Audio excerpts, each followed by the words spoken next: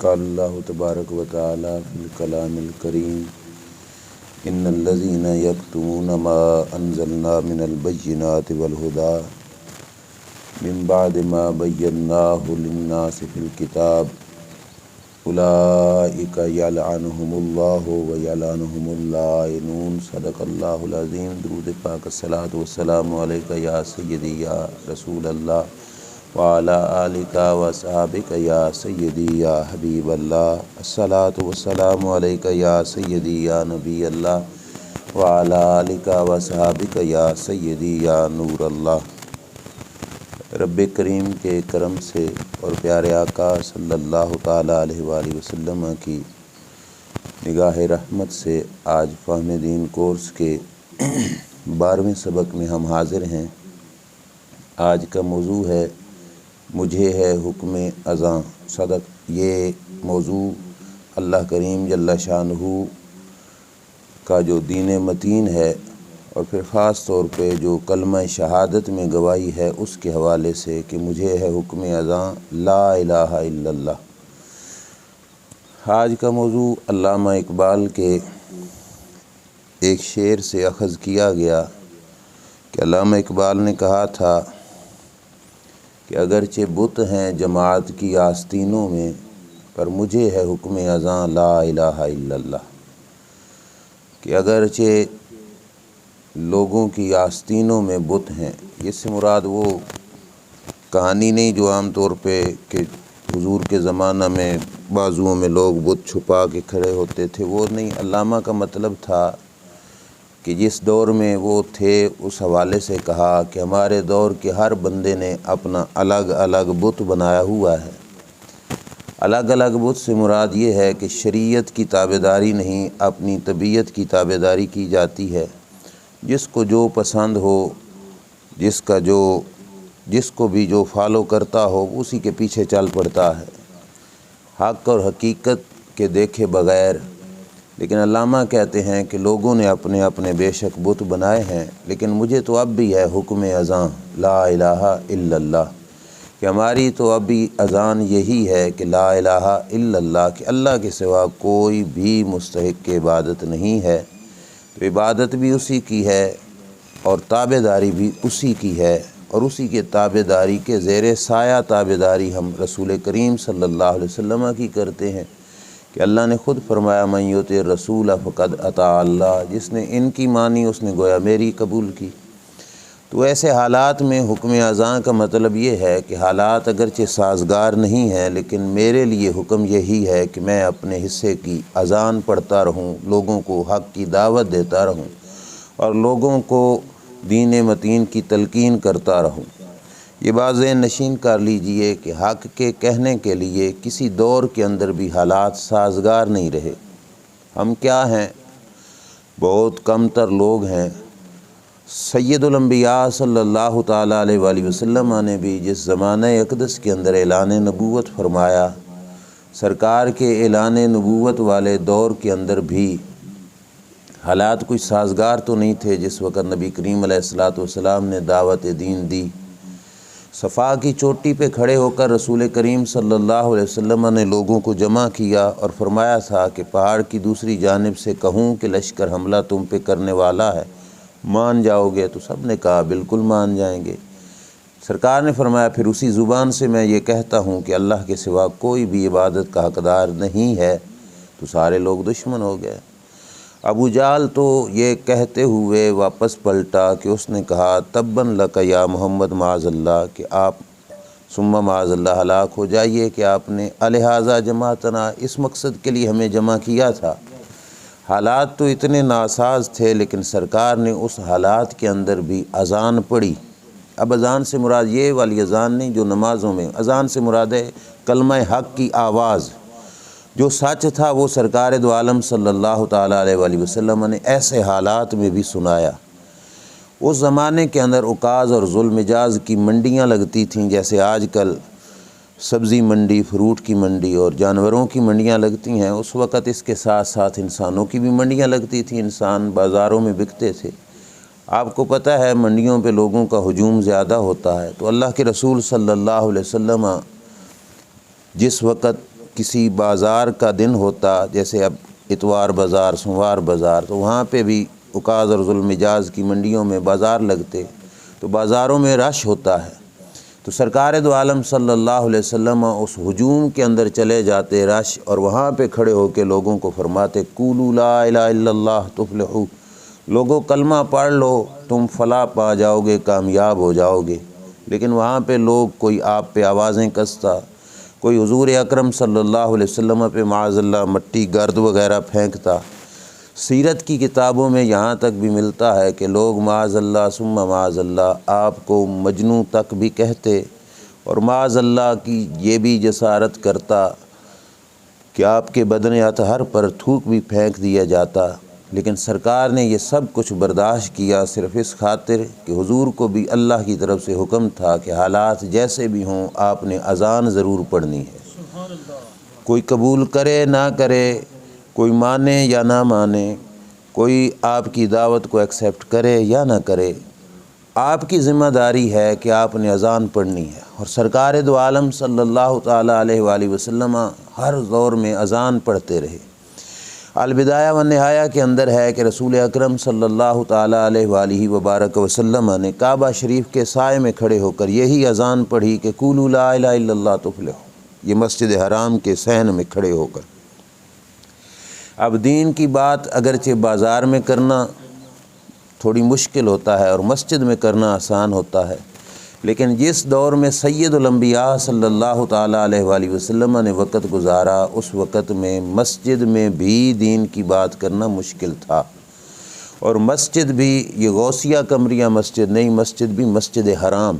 جہاں پہ اللہ کا گھر ہے بیت اللہ شریف، سرکار نے یہی دعوت اس کے صحن میں دی لوگوں کو، اور وہاں پہ بیٹھا ہوا ہجوم اٹھا اور سرکار پہ ٹوٹ پڑا۔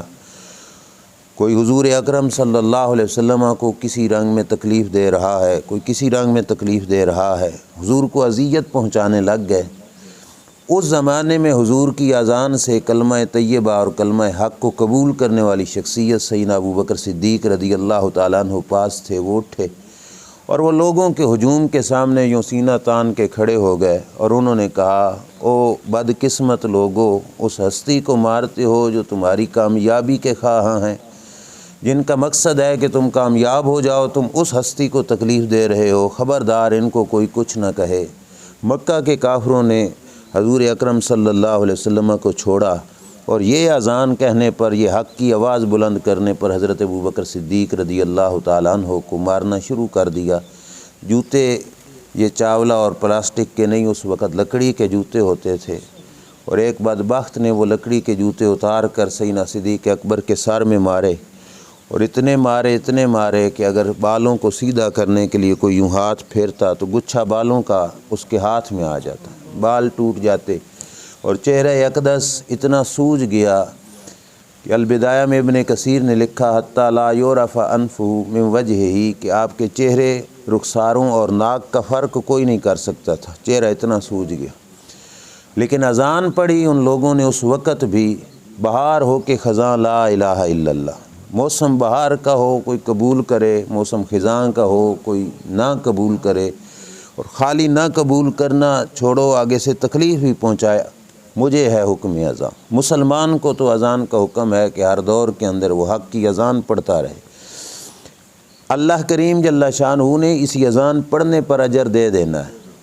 اذان پڑھنے پر اجر دے دینا ہے کہ جس نے حق کی آواز بلند کر دی۔ آگے مرضی کسی کی، اس کو قبول کرے گا تو وہ خود خوش نصیب اور خوش قسمت ہوگا، نہیں قبول کیا تو اس نے اپنے حصے کی اذان پڑھ دی تو اس پہ اللہ کریم اس کو اجر ضرور دے گا۔ ہاں جرم یہ بنے گا کہ ضرورت تھی اذان پڑھنے کی اور وقت تھا اذان پڑھنے کا اور حالات تھے اذان پڑھنے کے، حق کی آواز کے بلند کرنے کے، مگر یہ جاننے کے باوجود، علم کے باوجود چپ رہا، یہ شخص مجرم ہوگا۔ اور یہ جرم بھی اتنا بڑا ہے کہ قرآن کریم کی میں نے آپ حضرات کے سامنے آیت پڑھی، اللہ فرماتا ہے ان الذین یکتمون ما انزلنا من البینات والہدی۔ حضور کے زمانہ میں جو تورات و انجیل کے علماء تھے، عالم تھے، جاننے والے تھے، انہوں نے جو تورات کے اندر رسول کریم صلی اللہ تعالیٰ علیہ وآلہ وسلم کی ذات اقدس کی نشانیاں پڑھی ہوئی تھیں کہ اس نشانی والے ہوں گے آخری نبی، اس نشانی والے ہوں گے، سرکار کے اعلان نبوت کے بعد انہوں نے وہ تورات و انجیل بند کر دی اور لوگوں کو کہا کہ تورات میں تو کوئی نشانیاں جو بیان کی جاتی ہیں وہ ان میں نہیں ہیں معاذ اللہ، اور یہ معاذ اللہ جھوٹے نبی بن رہے ہیں۔ انہوں نے وہ آیات چھپا دیں۔ اللہ فرماتا ہے کہ جن لوگوں نے ہماری آیات جو ہم نے اتاری اور جو ہدایت ہم نے اتاری اس کو چھپا دیا، من بعد ما بیناہ للناس فی الکتاب، جب کہ ہم نے کتاب کے اندر وہ حق کی بات بیان کر دی تھی۔ اب عالم کی ذمہ داری تھی کہ وقت آ گیا تھا اور اذان پڑھتا اور لوگوں کو بتاتا کہ یہی حق ہے، لیکن انہوں نے نہیں بتائی۔ وہ حالات کے ساتھ سازگار ہو گئے، موافقت کرنے والے ہو گئے، جیسا رنگ تھا ویسے ہی رنگے گئے، حالات کے ساتھ موافقت کر بیٹھے۔ اب اللہ کو جو ناراضگی ہوئی، اللہ اپنی ناراضگی کا اظہار کن لفظوں سے فرماتا ہے؟ فرمایا اولئک یلعنہم اللہ، فرمایا یہ وہ لوگ ہیں کہ جن پر اللہ لعنت فرماتا ہے۔ ہیں عالم ہیں، علماء ہیں، تورات کے انجیل کے عالم ہیں، لیکن سزا کون سی ہوئی؟ فرمایا اولئک یلعنہم اللہ، اللہ ان پہ لعنت فرماتا ہے، ویلعنہم اللاعنون، اور قیامت تک کا ہر لعنت کرنے والا ان پہ لعنت کرتا رہے گا، اور ان کی لعنت ان علماء کو پہنچتی رہے گی جنہوں نے کتاب کے اندر حق پڑھ کر چھپا دیا اور ضرورت کے وقت انہوں نے اذان نہیں پڑھی، تو اللہ کی بارگاہ میں وہ لوگ مجرم بن گئے۔ اب یہ بات خالی بنی اسرائیل تک بند نہیں رہے گی، خالی بنی اسرائیل اس جرم کے مرتکب نہیں ہوں گے۔ رسول اکرم صلی اللہ تعالی علیہ وآلہ وبارک وسلم نے بھی ارشاد فرمایا کہ میری امت کے اندر بھی ایسے حالات ہو جائیں گے۔ حدیث پاک ہے مشکوٰۃ شریف کے اندر کہ سرکار دو عالم صلی اللہ تعالی علیہ وآلہ وسلم نے اسی آیت کی تفصیل سمجھ لو کہ وضاحت کی کہ وہ لعنت کس وجہ سے پڑی۔ فرمایا لما وقعت بنو اسرائیل فی المعاصی، جب بنو اسرائیل کے لوگ گناہ میں مبتلا ہوئے، جرم کرنے لگے، نہتہم علماءہم، علماء نے ان کو روکا، فلم ینتہوا، وہ رکے نہیں۔ اب علماء کا حق بنتا تھا کہ وہ اپنے روکنے والے موقف پہ کم از کم قائم تو رہتے، ڈٹے رہتے، لیکن انہوں نے کیا کیا؟ فجالسوہم، ان کے ہم مجلس بن گئے، ان کے ساتھ اٹھنا بیٹھنا شروع کر دیا، واکلوہم، ان کے ساتھ بیٹھ کے دعوتیں اڑائیں، کھانے کھائے، ان کے ساتھ بیٹھ کر پانی پیے، اور جیسے کاموں میں وہ لگے ہوئے تھے ویسے کاموں میں وہ بھی لگ گئے۔ اب سرکار فرماتے ہیں کہ جس وقت وہ علماء اللہ کے دین کو چھپا کر اذان نہ پڑھ کے ایسا جرم کرتے ہیں تو فضارب اللہ قلوب بعضہم ببعض، اللہ نے ان کے دل آپس میں جوڑ دیے۔ اب جس برائی کو وہ برائی نہیں سمجھ رہے تھے، اس برائی کو علماء بھی برائی نہیں سمجھنے لگے، کیونکہ انہوں نے ان کے ساتھ بیٹھ کے کھانے کھائے، ان سے نذرانے وصول کر کے اپنے پیٹ بھرے، اپنی ذات کی خاطر یہ سارا کچھ کرتے رہے۔ اللہ کریم جل شانہ کے محبوب کریم علیہ الصلوۃ والسلام فرماتے ہیں فلعنہم اللہ علی لسان داؤد و عیسی ابن مریم، اللہ نے ان پر لعنت کروائی حضرت داؤد کی زبان سے بھی اور حضرت عیسیٰ علیہ السلام کی زبان سے بھی۔ اللہ نے اپنے پیغمبروں کو فرمایا کہ ان لوگوں پہ لعنت کرو، یہ لعنت کے مستحق ہیں کہ جنہوں نے دین متین لوگوں تک پہنچایا نہیں اور سچا دین لوگوں کو سنایا نہیں۔ اب سرکار دو عالم صلی اللہ تعالی علیہ وآلہ وسلم جب یہ بیان کر رہے تھے، حدیث کے لفظ ہیں کہ سرکار یوں ٹیک لگا کے بیٹھے ہوئے تھے۔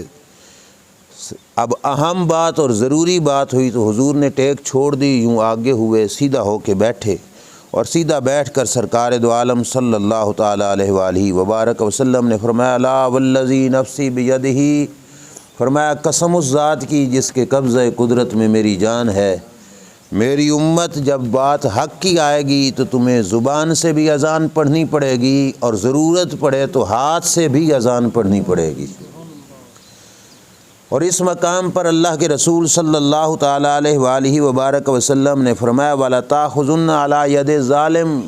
ظلم دیکھو گے، زیادتی دیکھو گے، اللہ کی نافرمانی دیکھو گے تو حق بنتا ہے ظالم کا یہاں سے ہاتھ پکڑ لو جا کے۔ اگر تمہارے پاس استطاعت ہے اور فتنے کا خطرہ نہیں ہے اور پتہ ہے کہ اگلا بندہ حق کو قبول کر لے گا تو فرمایا تم ظالم کا ہاتھ پکڑ لو، اور پھر کیا فرمایا؟ فرمایا اس کو حق پہ چلنے پہ مجبور کرو۔ مجبور کرنے سے مراد یہ ہے کہ اسے ظلم کی اجازت ہرگز نہ دو، اور اگر اس وقت خاموشی اختیار کی تم بھی اسی طرح ہوئے تو فرمایا پھر رب اسی طرح جس طرح ان پہ لعنت کرتا ہے اسی طرح تم پہ بھی لعنت فرما دے گا۔ اذان کا حکم ہر دور میں رہا اور ہر دور میں ہے، حالات جیسے بھی ہوں، حالات جس انداز کے بھی ہوں، مسلمان کا حق بنتا ہے کہ اذان پڑھتا رہے۔ ہر دور میں اذانیں پڑھی گئیں، صدیق اکبر پڑھ رہے ہیں۔ صدیق اکبر تو پھر بھی مکہ کے رئیس تھے، تاجر تھے، مالدار تھے۔ اس اذان کی چاشنی اتنی ہے جو حق کی اذان ہوتی ہے، اس میں لذت اتنی ہے کہ حبشے کا بلال بھی اذان پڑھ رہا ہے اور سرے بازار اذان پڑھ رہے ہیں، مارنے والے مارے جا رہے ہیں، وہ سب کچھ برداشت کر کے حق کی اذان پھر بھی پڑھ رہے ہیں۔ اور حضرت بلال حبشی رضی اللہ تعالیٰ عنہ ہی نہیں، حضور کے صحابہ جتنے بھی تھے جس دور میں انہوں نے کلمہ پڑھا وہ حالات کوئی سازگار تو نہیں تھے، کیا کیا تکلیفیں انہوں نے برداشت کیں۔ حضرت عثمان رضی اللہ تعالیٰ عنہ کو ان کا چچا چٹائی میں لپیٹ کے دھواں دیا کرتا تھا، چٹائی کے اندر لپیٹ دیا، فولڈ کر دیا، اوپر سے رسیاں باندھ دیں، لٹکا دیا اور نیچے سے دھواں لگا دیا۔ اس قدر تکلیف دہ حالات پر وہ لوگ ان حالات کے اندر بھی حق کی اذانیں پڑھتے رہے۔ مال چھین لیا جاتا، دولت چھین لی جاتی، پراپرٹی چھین لی جاتی، حتیٰ کہ روایات کے اندر ہے تن کے کپڑے بھی چھین لیے جاتے، صرف اس جرم کی وجہ سے کہ تم اس دور میں اذان حق کیوں بلند کر رہے ہو۔ پر کروڑوں سلام ان صحابہ اکرام علیہم رضوان کی ذات اقدس کو کہ جنہوں نے یہ سب کچھ برداشت کیا اور ہم گناہ گاروں کے لیے وہ حق کی آواز جو صفا کی چوٹی سے چلی تھی وہ اس دور تک پہنچائی۔ آج دیکھ لو 14 صدیاں بیت گئی ہیں اور ہم یہاں پہ بیٹھ کر عمل میں کمزور صحیح، گناہ گار صحیح، پر اس اذان کے جملے تو سنا ہی رہے ہیں اور بیٹھ کے ایک دوسرے تک وہ پیغام پہنچا رہے ہیں۔ یہ فیض ہے ان حضرات کا کہ جنہوں نے بڑی مشکل سے مشکل وقت میں بھی رہ کر انہوں نے اذان حق کو بلند کیا۔ ہم کیا ہیں؟ وقت کا بہت بڑا امام، 10 لاکھ حدیثوں کا حافظ امام احمد بن حنبل رضی اللہ تعالیٰ عنہ وقت کے حاکم سے ٹکر لگ گئی اور مسئلہ پیدا ہو گیا ایک یہ کہ وہ کہتا تھا کہ قرآن اللہ کی مخلوق ہے اور امام احمد بن حنبل فرماتے تھے نہیں، قرآن اللہ کا کلام ہے، یعنی یوں سمجھو اللہ کی شان ہے، اور جیسے اللہ فانی نہیں، مٹنا نہیں، مخلوق مٹے گی وہ نہیں مٹے گا، ایسے اس کی شانیں بھی فانی نہیں ہے، وہ مٹنے والی نہیں ہے۔ اب بات یہ تھی کہ اگر مخلوق مانا جاتا تو پھر لازم آتا کہ اس نے بھی مٹ جانا ہے، لیکن وہ امام احمد بن حنبل فرماتے تھے نہیں، مٹنا نہیں، جیسے وہ ذات فنا سے پاک ہے ایسے اس کی شان بھی جو ہے وہ بھی فنا سے پاک ہے۔ وقت کا حاکم لڑ پڑا اور لڑائی اس حد تک پہنچی کہ امام احمد بن حنبل رضی اللہ تعالیٰ عنہ کو پکڑ کے قید میں کیا گیا اور باقاعدہ تنخواہ پہ بندہ رکھا گیا کہ جو صبح و شام امام احمد بن حنبل کو کوڑے مارتا، صبح و شام امام احمد بن حنبل کو کوڑے مارتا، اور امام احمد بن حنبل اس دور میں بھی مجھے حکم اذان کے پابند رہے اور کسی صورت میں بھی انہوں نے اپنے موقف سے پیچھے ایک قدم بھی نہ ہٹایا، ڈٹے رہے۔ پر یہ بات ضرور ہے کہ حق کو دبانے والوں کی تاریخ نہیں ہوتی، جو حق پہ مرتے ہیں اللہ انہی کے نام کو بلندیاں عطا فرماتا ہے۔ امام احمد بن حنبل نے اتنی تکلیفیں برداشت کیں، اب آپ اندازہ لگا لینا اس درد اور اس تکلیف کا لفظوں میں بیان نہیں ہو سکتی، لیکن آپ سمجھ جائیں گے کہ کوڑے سے امام احمد بن حنبل کو اتنا مارا گیا کہ جو بدن کا قمیض کرتا مبارک تھا وہ پھٹ گیا، کرتا پھٹ گیا۔ اب آپ خود سوچو کہ کتنی شدت کی مار ہو تو کپڑا پھٹتا ہے، کپڑا اتنے آسانی سے تو نہیں پھٹتا،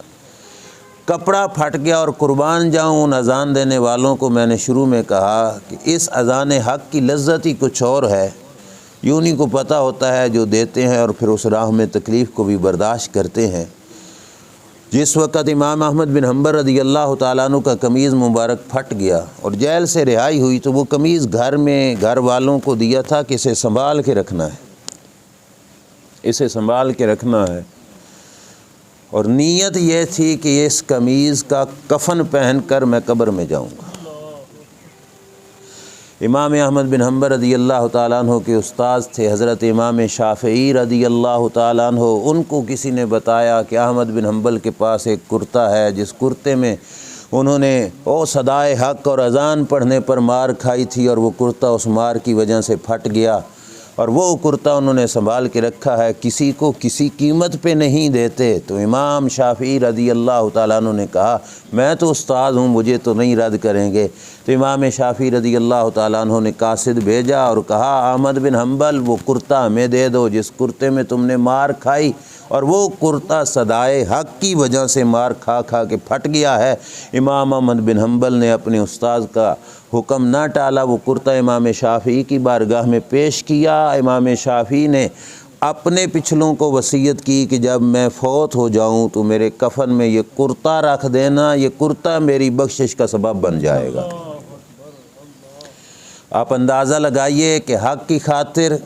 جو اذان ہے، وہ اذان کی آواز کا بلند کرنا کتنا قیمتی ہے، کتنا قیمتی ہے۔ ان لفظوں پر، اس صدائے حق پر جو اجر ملنا ہے وہ تو ہم سمجھ بھی نہیں سکتے، ہماری عقل کا ترازو بہت چھوٹا ہے۔ لیکن یہ دیکھو کہ اس پہ مار پڑی، اور جس کپڑے میں مار پڑی وہ کپڑا بھی کتنا قیمتی ہو گیا کہ اتنا بڑا امام شافعی اس کپڑے کو طلب کر رہا ہے کہ یہ کپڑا مجھے دے دیا جائے تاکہ اللہ کے حضور میں یہ پہن کر حاضر ہوں گا اور اللہ کریم اس کے طفیل میری بخشش فرمائے گا۔ حالات کے اندر اذان پڑھنا یہ لازمی اور ضروری ہوتا ہے، لیکن نبی کریم علیہ الصلاۃ والسلام نے بتایا کمزوری بھی آئے گی، لیکن ساتھ یہ بھی فرمایا کہ حالات کے اندر ایسے لوگ ہمیشہ رہیں گے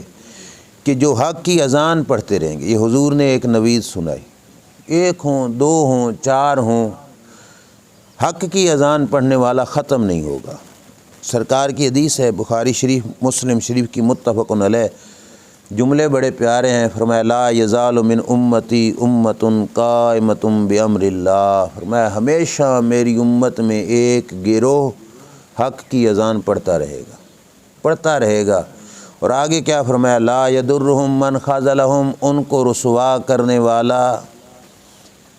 کبھی بھی ان کو رسوا نہیں کر پائے گا، ان کا نقصان نہیں کرے گا، بلکہ کیا فرمایا قیامت آ جائے گی اور وہ لوگ رسوا کرنے والے تو مٹ جائیں گے پر حق کی اذانیں پڑھنے والے ختم نہیں ہوں گے۔ اب یہاں پہ ایک بات اس دور کی سنتے جانا، اور اس پہ میں بات اپنی ختم کرتا ہوں۔ پچھلے دنوں سرگودا شہر کے اندر ہمارے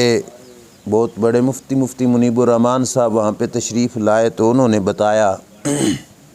کہ کرونا کے دنوں کے اندر، جس وقت کرونا پھیلا، رمضان شریف تھا، غالباً 2 سال پہلے کی بات ہے کہ 3 سال،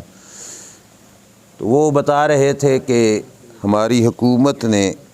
یہاں پر علماء کا اجلاس طلب کیا، علماء کو جمع کیا، اور علماء کو جمع کر کے انہوں نے جامعہ ازہر مصر یونیورسٹی، بغداد شریف، آذربائیجان،